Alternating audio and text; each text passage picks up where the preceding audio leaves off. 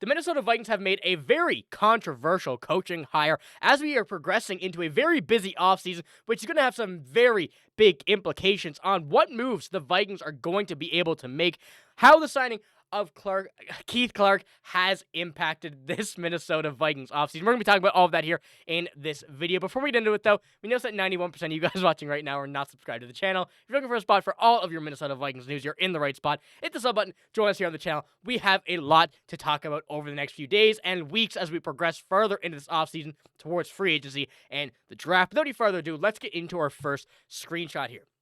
And this is a bit of a backstory for those who are really trying to get a bit of a sense of what's going on here, because this is a very, scary kind of thing that we're seeing the Vikings have over the past few days as Vikings fans. And as last year, former NFL offensive tackle Taylor Lewan shared an Instagram post in which he praised former Tennessee Titans head coach Mike Vrabel after he was fired. In the caption of that same post, Lewan mentioned that he loved everyone on Vrabel's coaching staffs in Tennessee except for Carter, who was the team's offensive line coach from 2018 to 2022. Now, we know Taylor Lewan is a very interesting man, and, he's not really afraid to kind of call out anybody on Instagram or on his podcast or wherever it may be, and he did exactly that right here. And in response to that, Mekhi Becton, who was a player for Clark last season, shared a comment under the post that was later deleted that read, "Ain't nothing but facts." So needless to say, the current Eagles guard didn't have much time didn't have the time of his life in 2023 when Carter was his offensive line coach. And now,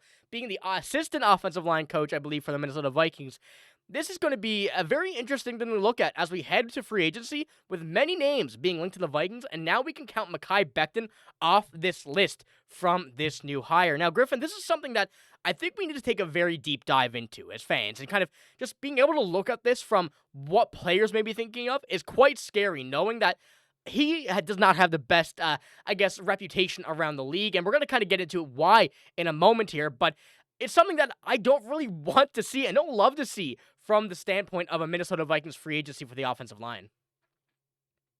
Yeah, it's not what you want to see, especially when we've just finished second in team culture as far as the rest of the league and gotten A+ in ownership.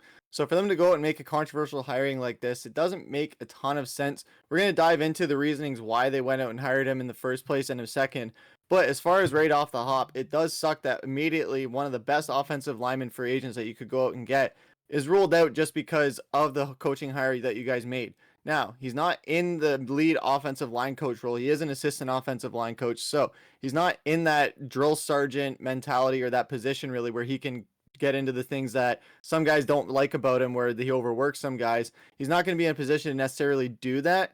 However, him just being in the building and not having a good relationship with some guys that we might go out and try and get, that's something that is very alarming and will limit us going forward in free agency. Yeah, and I feel like Keith Clark has a very good ability to be a good coach. Now, a lot of this is due to, as you mentioned, the working that he has these players do in the practice, which we'll get into a moment here. But Kevin O'Connell spoke out about this and commenting on the decision to add Keith Carter, to his staff. And I want to get stronger overall. I love what Chris Cupper has been able to do in that room, but I want to take the opportunity to get a former head position coach has been involved in some of the best rushing attacks over the past 4, 5, 6 years in football. He's a tough, kind of gritty guy. You'll find some things about him in regards to being tough on his players, but I think that the number 2 role, he's going to be really good for us. He's been a great in the spot in his career to really help us. Now, Kevin O'Connell, everything is right here that he said. I feel like all the odds that he's going to be put at is certainly very good, and he'll be a good position to fill that one. He does acknowledge kind of how he's tough on players, but in that number 2 role, I feel like the assets to skills is what he brings here more so than kind of that gritty coaching style. But when we're kind of going back to a big reason as to why a lot of players hate him is longtime offensive lineman Taylor Lewan and Ben Jones were highly critical of Carter after his tenure in Nashville. They condemned his notoriously grueling practices, according to Lewan, wore down players' bodies, and took a toll as the season progressed. That reputation followed to New York, and players like Mekhi Becton and Breece Hall openly complained about Carter on social media, while reports emerged that he was not well liked in the Jets locker room. Now, looking at this immediately, this is not something that you want to see, especially when we have to hit the free agency market for offensive linemen this year, as well as the draft. And having some of the big names, especially one being Mekhi Becton, who is at the top of the free agent list right now for offensive linemen. We'll get back to this one here in a moment, but having, this reputation out there, having teams, and him and, players openly come out and say that, he is wearing down your bodies before the season even ends.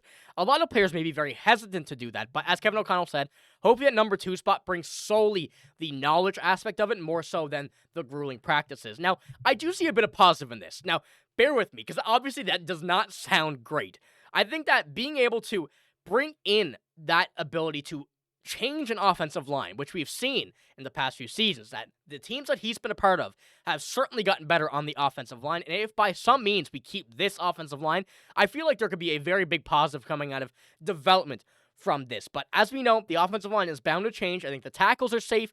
Everything else, both guards and a center, not too sure. And we've seen how, unfortunately, how Taylor Lewan had to retire due to injuries. And hopefully that is not the case and what's going to happen elsewhere with him, but it does have a good example as to what happened. But Griffen, how do you think that the description from Taylor Lewan about grueling practices are going to affect the mentality of, not just the offensive linemen currently, but offensive linemen who may choose to come to the Vikings or were planning on coming to the Vikings, I guess we could say, in free agency? Yeah, it's not the best of looks, especially when you guys have guys that are as high profile as Taylor Lewan. He's really the one who kind of set the tone or like really blazed the trail for offensive linemen to be outspoken in the media and to have a platform and to say something and have their opinions matter. So for someone with that magnitude to come out and say things like this, and you have Mekhi Becton as well, and you have Breece Hall as well, who Breece Hall, he's had his fair share of health struggles as well during the season and in his career as well. So that's something too as well, where it's not just the offensive lineman. If it's a running back saying it as well, and it's a running back who has a history of injuries, that's a big problem as well. Now, the other side of it that I'm looking at on the more positive side of it, when we hired Brian Flores, there was a lot of conversation around this where it didn't work out for him in Miami. Tua said the things that he said about Brian Flores in Miami. We've heard the stories that came out about what happened in Miami on both sides of it, Brian Flores' side and the Dolphins side of things. And then when he came to Minnesota, there was a lot of questions of if that was going to follow him to Minnesota. But the thing is, he's not in that main number 1 head coaching role. He is that defensive coordinator where he is, yes, he's the head of the defense. He is the main part of that, but ultimately he is still in a number 2 role. In the case of this one right here with Carter, I think this is something where he's going to be in that number 2 role. He's not going to be given the reins to this offensive line. So they might be able to rein in a bit of that intensity and that overworking that a lot of guys had complaints about. Yeah, and I wanted to pull up the free agents once again. The kind of the whole idea that we've been talking about is that role, as you mentioned, is going to be much less than what it was the past few seasons. But when we're looking at players here, and I wanted to pull this up, this is sorted by current offensive line free agents and by age, going from youngest to oldest. And as you see, Mekhi Becton there at number 3 was an option that a lot of us were talking about. And now kind of we can count him out. I really wonder that, when all of these guys are around the same age, a lot of these offensive linemen connect elsewhere and have played college together, played against each other. I really do wonder how the word about him has spread over the past few years, which is something that I think the Vikings don't really understand necessarily about this signing and this hire, because the word of mouth travels quite a bit, especially when it does come down to the notoriety of coaches, the respect that people have earned and whatnot. And I think that's been a great example with Kevin O'Connell. So I do very much wonder how a lot of these names that we've spoken about here on this free agent list are going to kind of react to this signing, going to judge the Vikings by that and really go about it. But one thing that I am very excited to see about this one is the development that this is going to happen. I think Kevin O'Connell is the perfect coach that you bring a guy like this into. Kevin O'Connell has been a coach known to be for the players, and I think that this is the perfect time that, Kevin O'Connell will really suit that role and bring this into effect when players and, future potential players come in and have any worries about this offensive line by any means like this. So I do think that, it's a very interesting signing when it does come down to what the plan is going to be for the Vikings and how this is going to affect the free agency. But I think Kevin O'Connell is the perfect coach to kind of headline this and kind of headline what is going to come. But Griffen, do you have anything else before we finish this one off here? I just can't wait for the draft just so we can get more of an idea of what they're going to go for as far as free agency. I can't wait for the start of free agency as well, just so we can see what our game plan kind of is. Because at this point right now, we've just gone off of what Kwesi and Kevin O'Connell have said about what their plans are, as who they want to go out and get. Now I want to see that plan in action. I want to see them go out and make these moves. I want to see them just be eager, right on March 1st to just go after some guys and make something happen. And then we have the draft coming up right after it.